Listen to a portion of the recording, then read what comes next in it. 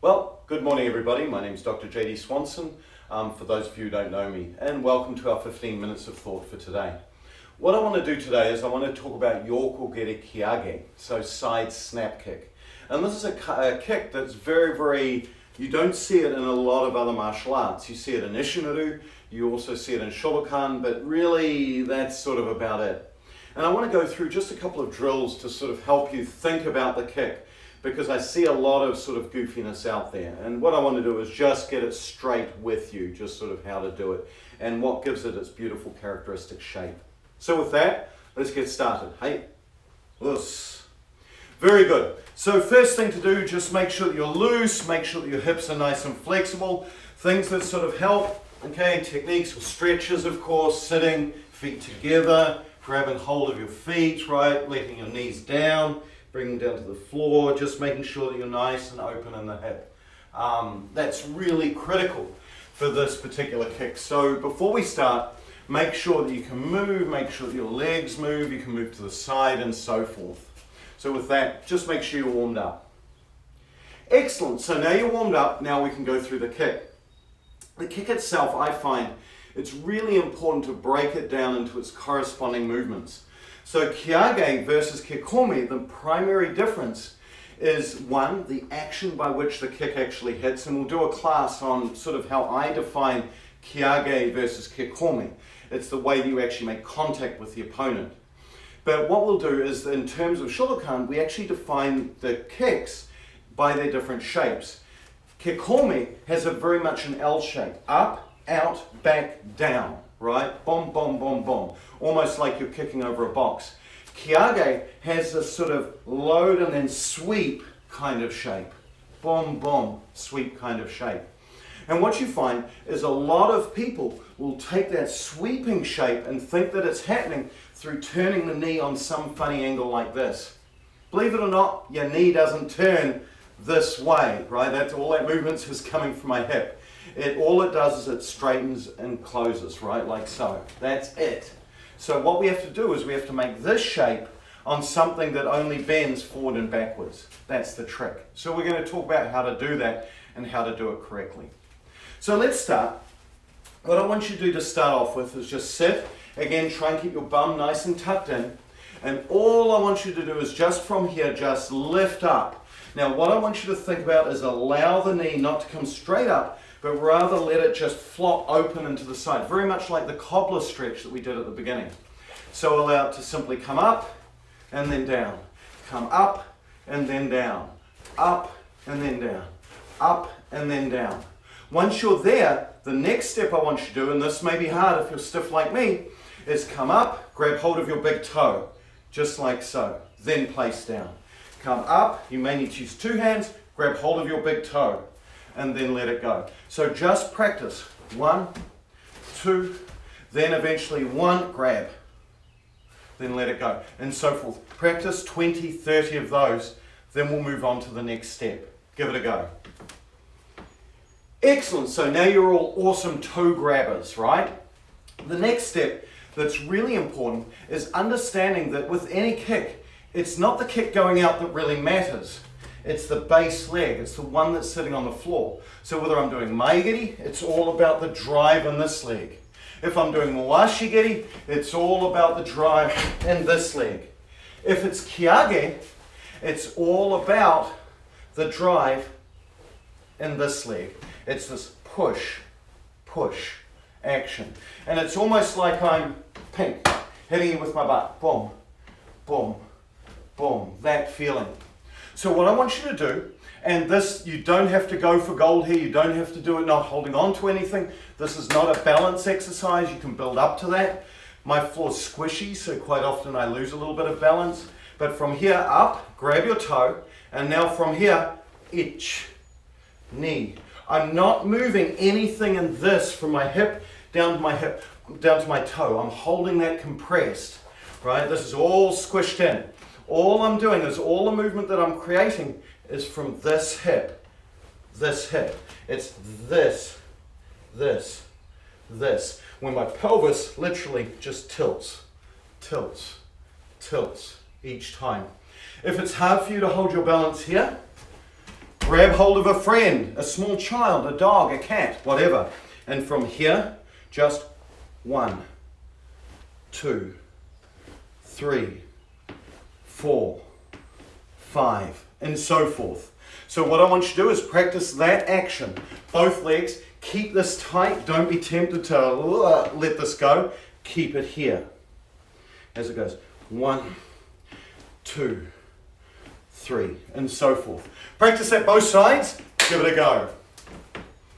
Excellent. So hopefully now your hips nice and warmed up. You've got this kind of action into the kick. To be honest, you're most of the way there. The only thing that you need now is to now straighten the leg. So I remember doing this particular technique. Yaguchi sensei had us once at a master camp do exactly this kind of technique, where it was literally up, grab your toe, 1, now simply straighten your leg. So as you kick, if I don't move my hip, the kick would look like this. I simply straighten my leg like a piston. Straighten my leg like a piston. Where the characteristic arc of the kick comes in is from this hip movement here.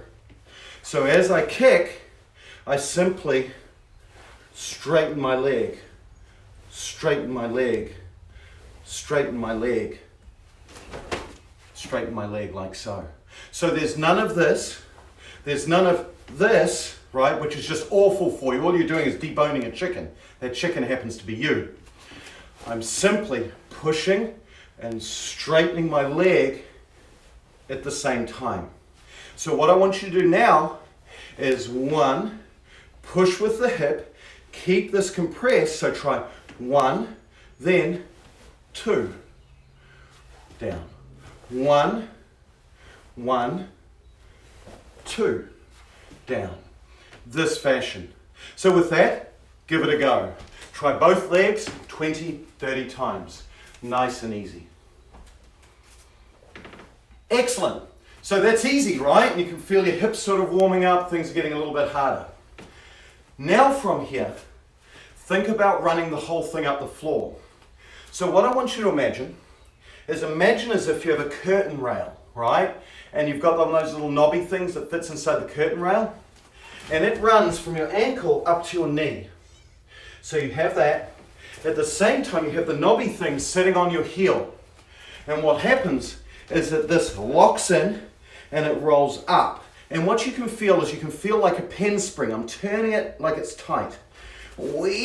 Now from here, as soon as this disconnects from the top of the curtain rail, the pen spring goes doink, doink, like so.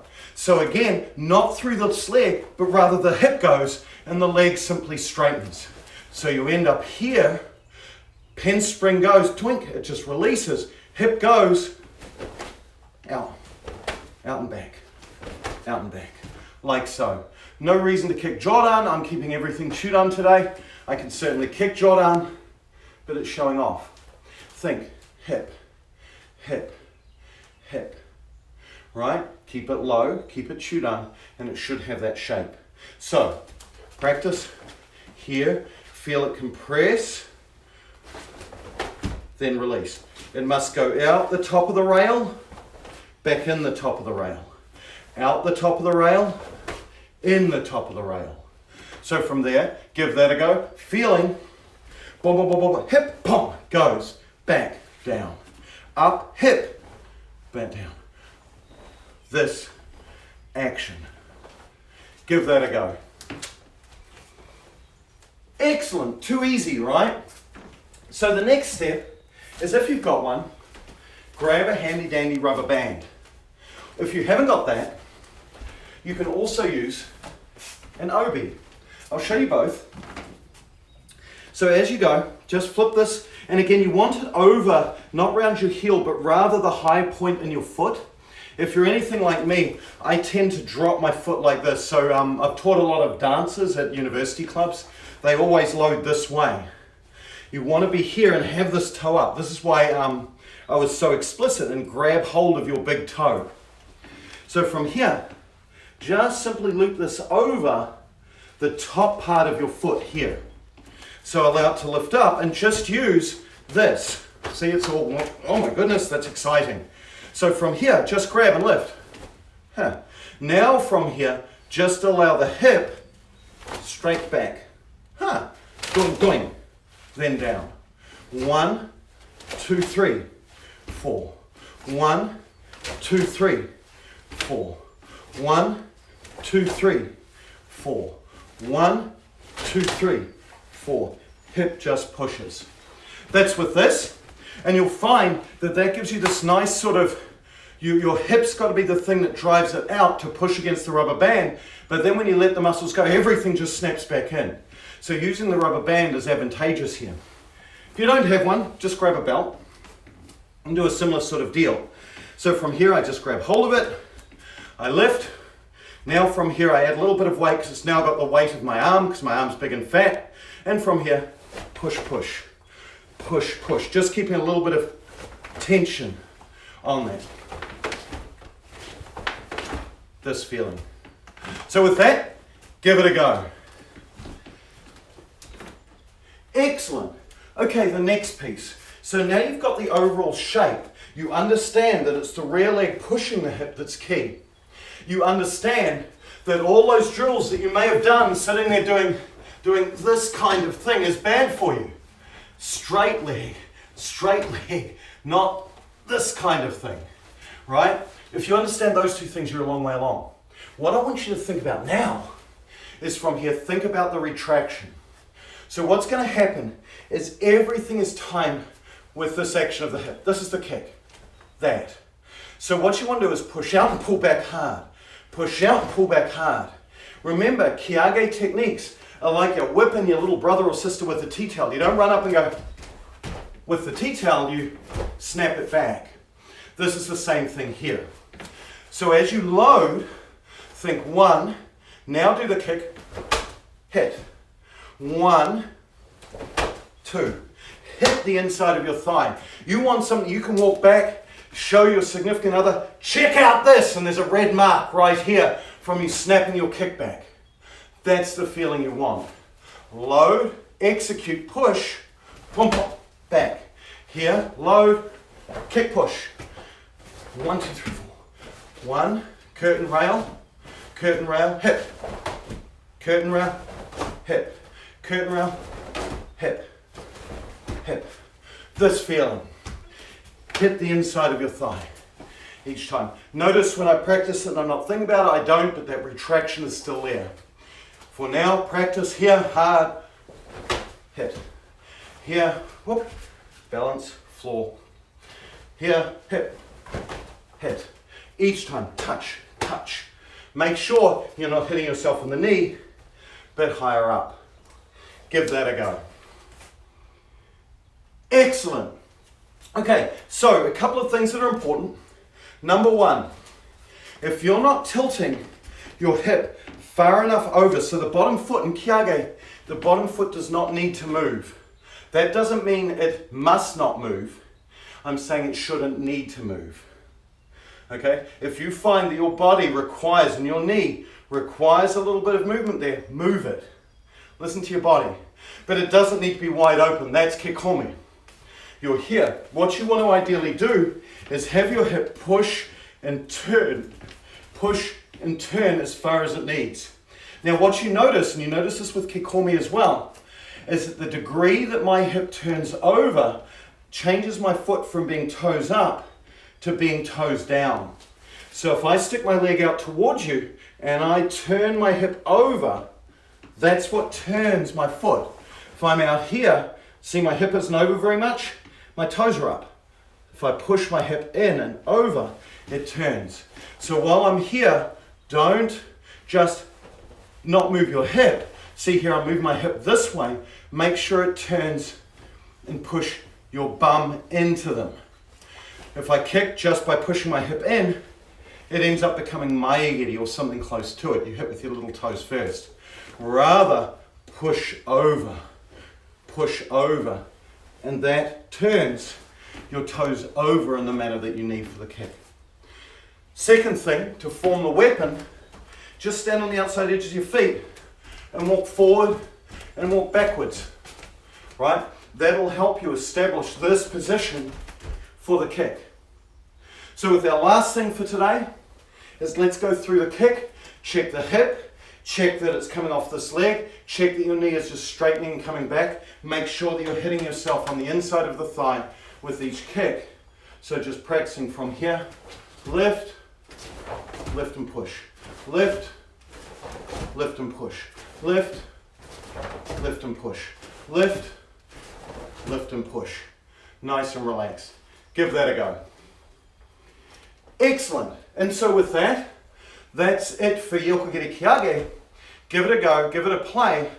It takes a while to get. It is a hard, difficult kick.